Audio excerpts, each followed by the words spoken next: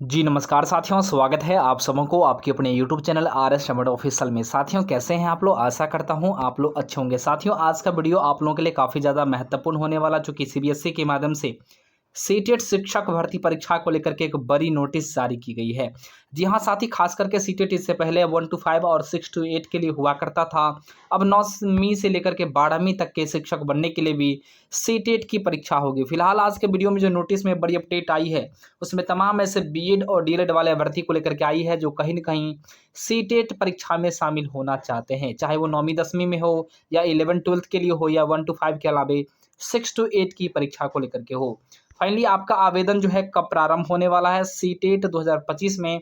ऐसे में साथ ही आप लोग को मैं पूरी अपडेट बताऊंगा, साथ में कहीं न कहीं अपीयरिंग वाले अभ्यर्थी को इसमें मौका मिलने जा रहा है या नहीं, साथ में कौन-कौन से डॉक्यूमेंट्स आपको लगेंगे आवेदन से पूर्व, कौन-कौन से आपको बनाना पड़ेगा, पूरी बातें आज आपको एक ही वीडियो में देखने को मिलेगा।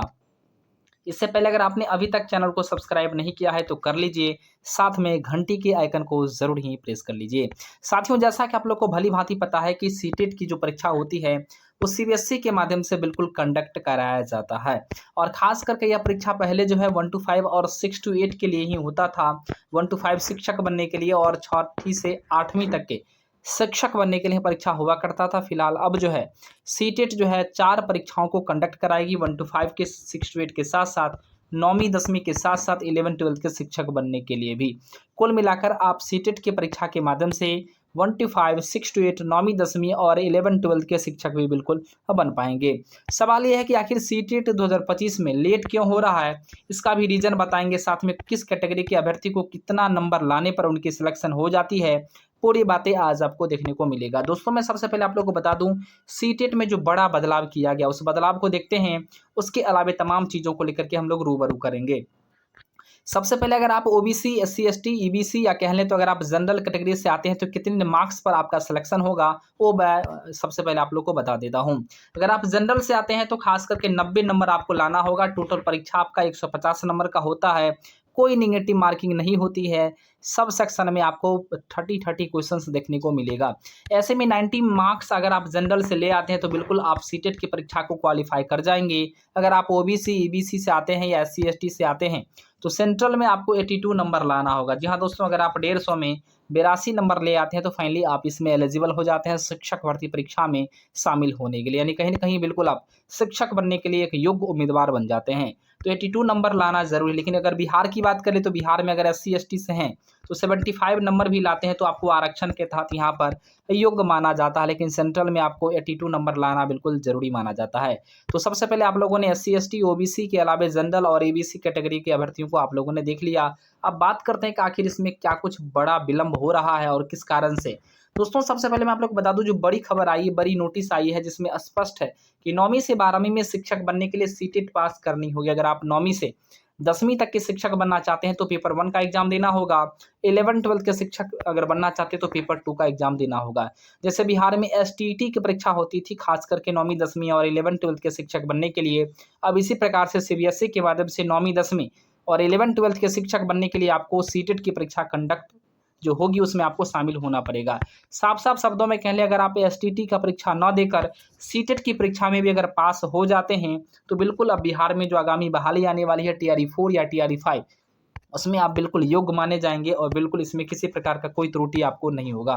दोस्तों मैं आप लोग को बता दूँ, यहाँ पर केंद्रीय शिक्षक पात्रता परीक्षा के लिए गाइडलाइन बिल्कुल जारी करेगी सीबीएसई। जल्द ही इसका गाइडलाइन आप लोग को देखने को मिलेगा।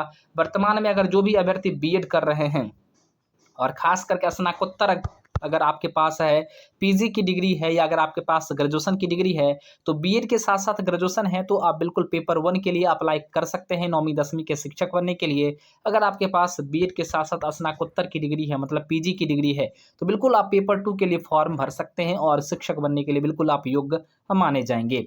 तो कुल मिलाकर आप लोग ये समझ लिए कि 9वीं 10वीं और 11-12 के शिक्षक बनने के लिए भी बिल्कुल बीएड आप लोग का ज़रूरी है। और अब बात करते हैं कि आखिर अगर आप 1 to 5 और 6 to 8 का शिक्षक बनना चाहते हैं तो 1 to 5 के लिए बिल्कुल आपको प्रॉपर डीएलएड या बीटीसी जो भी डिग्री जो समकक्ष डिग्री है वो आपके पास होना चाहिए। चाहे वो बिल्कुल एनआईओएस से क्यों ना हो या अलग-अलग यूनिवर्सिटी से क्यों ना हो, अगर आप किए हैं तो बिल्कुल आप इसमें एलिजिबल माने जाएंगे। सवाल आता है 6 टू 8 को लेकर। अगर आप 6 टू 8 के मैथ साइंस या सोशल साइंस या लैंग्वेज के टीचर बनना चाहते हैं तो साथियों यहाँ पर आपको क्या करना होगा, आपके पास बीएड या डीएलएड होना जरूरी है। आप बीएड हैं तो भी फॉर्म को भर सकते हैं, डीएलएड है तो भी फॉर्म को भर सकते हैं, लेकिन कंडीशन ये है कि बीएड या डीएलएड के साथ साथ आपके पास ग्रेजुएशन की डिग्री बिल्कुल होनी चाहिए। अगर आप बिल्कुल बीए बीएससी या कहीं ना कहीं आपको बीकॉम की डिग्री आपके पास होनी चाहिए।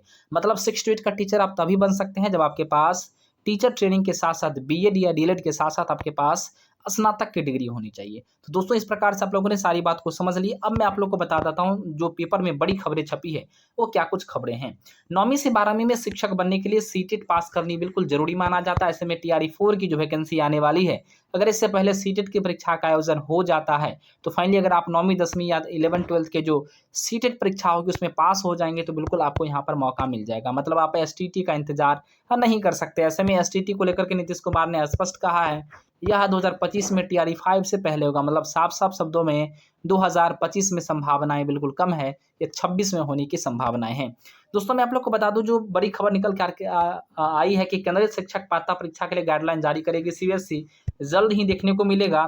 केंद्रीय माध्यमिक शिक्षा बोर्ड सीबीएसई से मान्यता प्राप्त स्कूलों या केंद्रीय विद्यालय या नवोदय विद्यालय में 9वीं से 12वीं तक के शिक्षक बनना आसान नहीं होगा। अब इसके लिए क्या करना होगा, शिक्षकों को इन कक्षाओं में पढ़ाने के लिए सीटेट की परीक्षा बिल्कुल देनी होगी। जी हाँ साथियों, अगर आप चाहते हैं कि शिक्षक बनना एनवीएस में, केंद्रीय विद्यालय में या बिहार के अलावे अन्य स्टेट में भी 9वीं 10वीं या 11-12 के टीचर बनना, तो फाइनली सीटेट आपके लिए बिल्कुल यहाँ पर योग्य माना जाएगा।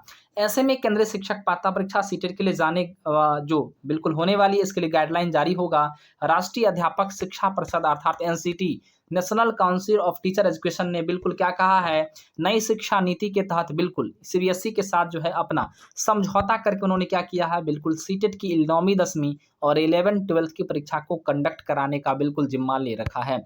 ऐसे में अब तक जो है 1 to 5 और 6 to 8 की परीक्षा हुआ करता था और खास करके इसके लिए कहीं न कहीं बीएड वाले अभ्यर्थी और डीएलएड वाले अभ्यर्थी एलिजिबल थे। 1 to 5 में सिर्फ डीएलएड और 6 to 8 में बीएड वाले अभ्यर्थी भी फॉर्म भरते थे। ऐसे में राष्ट्रीय शिक्षा नीति 2020 के तहत एनईपी के 4 स्तरों पर परीक्षा होगी, 1 to 5, 6 to 8, 9वीं 10वीं और 11-12। ऐसे में 9वीं 10वीं में पेपर 1 होगा और उसके अलावे जो है 11-12 के टीचर बनने के लिए पेपर 2 होगा, या ऐसे भी कह सकते हैं 1 to 5 का पेपर 1 होगा और वो 6 to 8 का पेपर 2 होगा, 9वीं 10वीं के लिए पेपर 3 होगा और उसके अलावा 11-12 के लिए पेपर 4 होगा। मतलब 4 स्तर में आपका पेपर बिल्कुल होगा। ऐसे में गाइडलाइन जल्द ही आप लोग को देखने को मिलेगा और खास करके इसकी जानकारी जेके यादव जो डायरेक्टर हैं सीटेट यानी सीबीएसई के, इनके माध्यम से स्पष्ट किया गया है।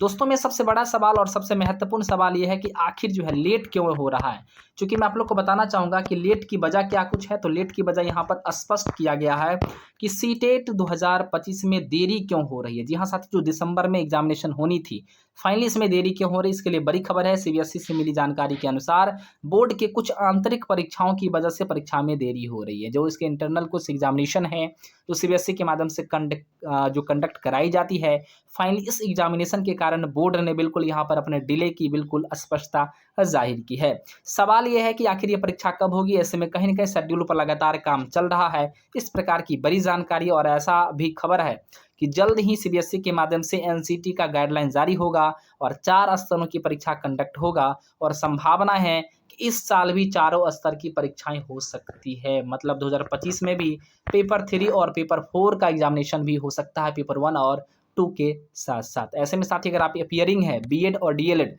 फर्स्ट ईयर में हो या सेकेंड ईयर में हो, फर्स्ट ईयर में हो या सेकेंड ईयर में हो बीएड या डीएलएड, तो बिल्कुल आप इसमें एलिजिबल हैं। साथ साथ में डॉक्यूमेंट्स कौन कौन से लगेंगे आपको, तो शैक्षणिक प्रमाण पत्र आपके 10वीं के साथ साथ 12th भी आपको डीएलएड में लगेगा यानी पेपर 1 के लिए। और यहाँ पर अगर आप 9वीं 10वीं या 11-12 के लिए अप्लाई करते हैं तो 9वीं 10वीं 10वीं के साथ साथ आपको 12th की हो गई, उसके बाद ग्रेजुएशन का हो गया और पीजी का भी आपको बिल्कुल लगेगा। तो पीजी का कब लगेगा, जब आप पेपर 4 में डालेंगे, तो पेपर 3 के लिए आपको ग्रेजुएशन तक काम चल जाएगा।